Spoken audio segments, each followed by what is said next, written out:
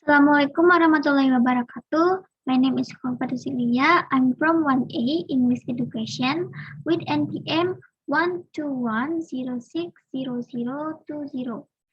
I'm student of Gunung Jati University. This time, I will present about the English ancient period as an English literature middle test task. Alright, let's get started. The ancient period. In the period around the beginning of AD, the inhabitants of British Isles were from Celtic people. They were still primitive and their language was different Celtic language than English. In 50 AD, Roman armies occupied England permanently and made England a province of the Roman Empire under Roman rule.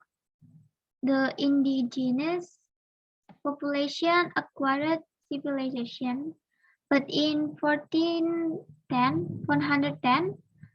the Roman army was withdrawn from England for good.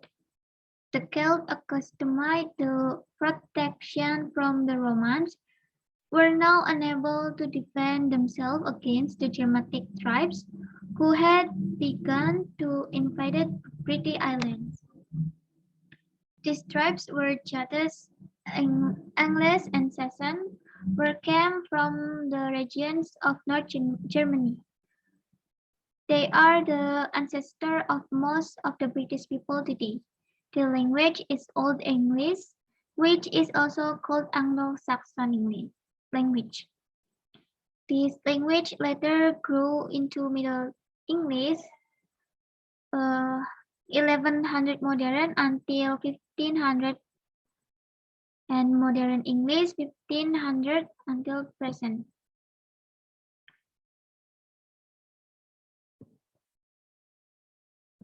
New civilization. One of the important events after the settlement of Germanic tribes in England was the entire and spread of Christianity among them, and at the end of the 6th century. Monasteries were founded and became centers of knowledge. It was at this time that English literature, which previously was only oral literature, began to be written down.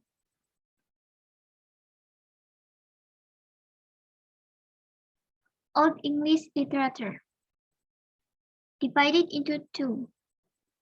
On Old English literature, poetry can be divided into two groups. Included in the first group, there are the literatures brought by Germanic tribes from their home countries on the European continent, and the old ones only in oral form. The two were recorded for the sake of Christian. Included in the second group is literature created after the tribes settled in the British Islands. However, these two groups can be preserved until now in written form thanks to the entire of Christianity in British Isles. Monk's role. It was monks who collected and wrote down the literature.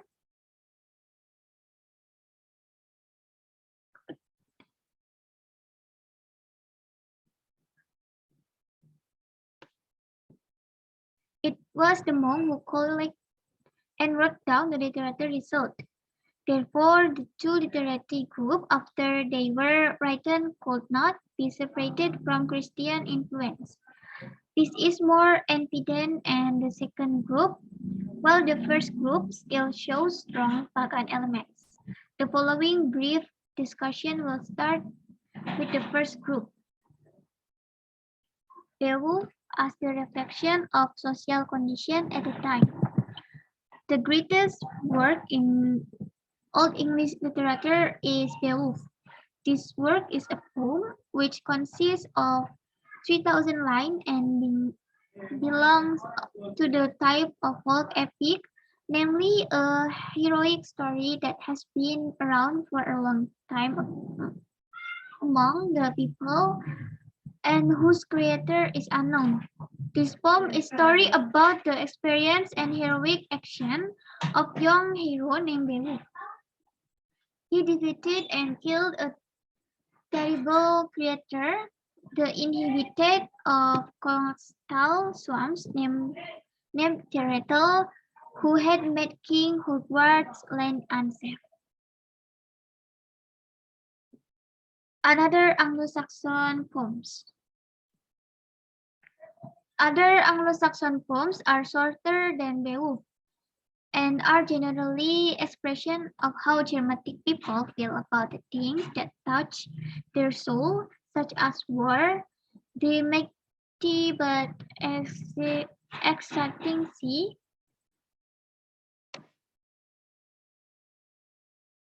the ruins of city, exile life, and livelihood.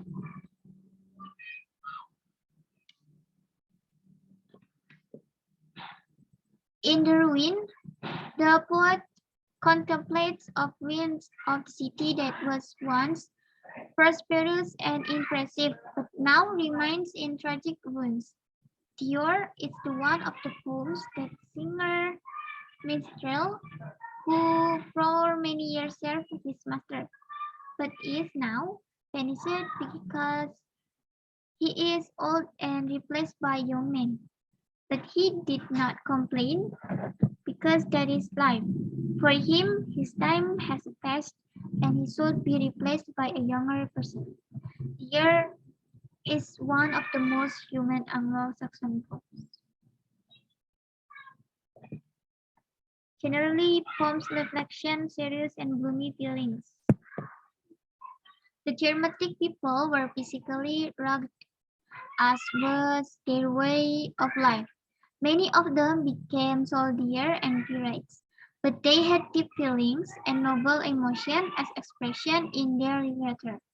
In general, their poetry is serious and sober. Next, we find the following characteristic: sensitivity to nature, especially in its terrible and gloomy aspect. Belief in right and or fate, and the prominence of masculinity and fidelity. Most poems are religious. More than half of Anglo-Saxon poetry is religious poetry. Most of these poems are translation and adaptations of the Old and New Testament, story of saints, and devotional and didactic poems. Most of the poems originate from the regions of Northumbria and Mercia and were composed in 7th and 8th century. Early English poets, 7th until 8th century. Statement from Whitby Monastery, paraphrase containing Genesis, Exodus story. The earlier English poet, whose name we know is Caedmon, is resident of Whitby Abbey. The story of how accurate and ability to first and later compose beautiful English poems based on Bible story. We find it writing of faith was in 7th century. Northumbrian writer and scholar. The greatest work is thought that have been written. Caedmon is paraphrase, which containing the story Genesis, Exodus, and part of Daniel. Sinwulf from Anglia, the Chris Julians, the fate of Opposite and Ellen. Opposite and Ellen, the only English poets mention this name. English is no longer Germanic, part of Northern Europe. In additional to the poem above, there are a number of other Old English poems with religious themes and whose authors are not known with certainty, and all these Old English religion poems are the same kinds as religious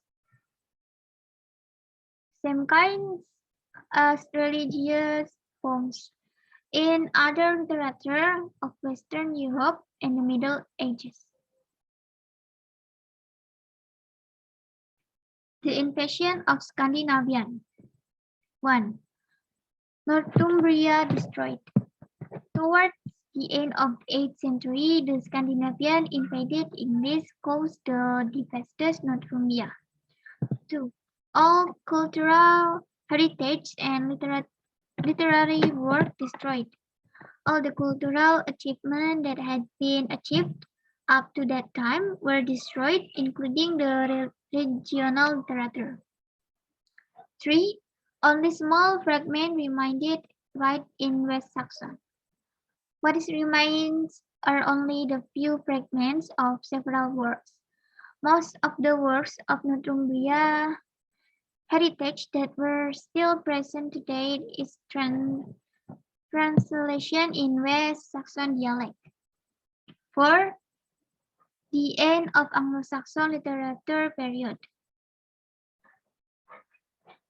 This West Saxon king was trying to save the cultural product that Northumbria had worked so hard for. But true Northumbrian literature was beyond hope, and with the existence of Northumbrian literature with the period of Anglo-Saxon literary poetry ended. But with the appearance of Alfred of West Saxon of Essex, there was a new era in Anglo-Saxon literary, namely the period of prose. Pharisaic period. In the 9th century, England was one step ahead. Prose in any literary prose usually appears long after poetry. Reader rhymes are easier to pass and by word by of mouth and easier to memorize. These qualities are especially important in age when the greater part of society cannot read and write. It is somewhat surprising then that England already had a significant prose literature in 9th century, at the time when the rest of Europe was generally still new of poetry. British achievement was achieved thanks to the service of King Alfred, who ruled West Saxon between year 871 until 901. As stated above, he tries to save cultural product. The British is Northumbria, but this area and everything is it had already been destroyed, and Bristol greeting include West Saxon was in deplorable state due to Scandinavian attack.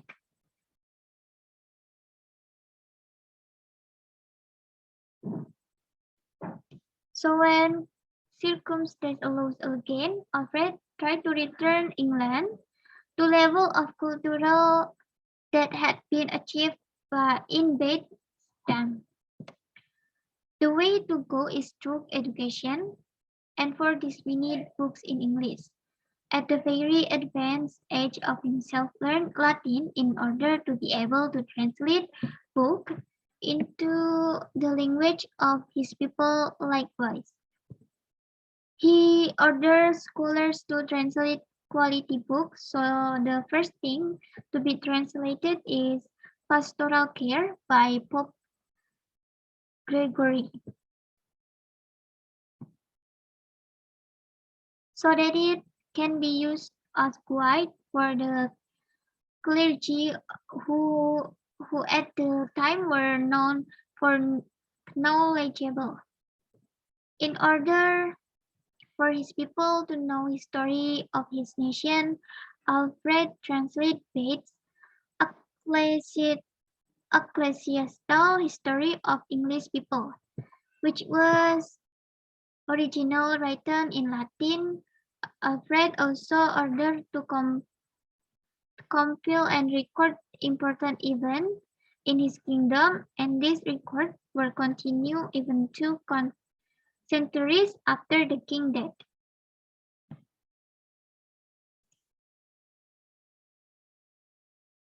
These accounts are the famous Anglo-Saxon Thronekill, which is not only valuable historical documents but also a monument to early English prose. Other translation, thanks to Alfred R. Orosius' Universal History and Geography, which was the main historical work of that era, and Boethius' Consolation of Philosophy, which was very popular philosophy work in the Middle Ages. The last is King Alfred was the cornerstone of English prose. This edition of English prose was then continued by the other prosaic, including Elfric and Wulfstan, who mainly wrote religious books. Okay, I think that is all for me. I hope this presentation can be useful for all of us, and I hope this can be fulfill my middle test of intro to literature. Thank you for watching. Wassalamualaikum warahmatullahi wabarakatuh.